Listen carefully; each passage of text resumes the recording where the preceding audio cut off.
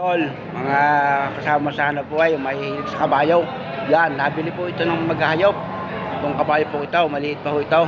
Yan.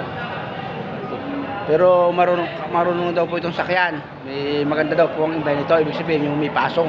Yung pag tumatakbo, kung tingnan mo parang sabay-sabay ang mga paa. Yun yung tinatawag na paso. Yan. Hindi ko lamang wala kung saan ito dadalhin itong kabayong ito.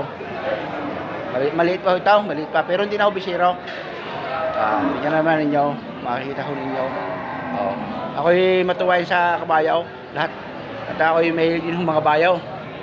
So ngayon, ako'y naman bihira sa bukid, kaya hindi nakakasakay sa kabayo. Tingnan naman ninyo. Kaganda huway. Yan. Yan. Makita ko ninyo ang kabayong aray. Sige pa, bye-bye.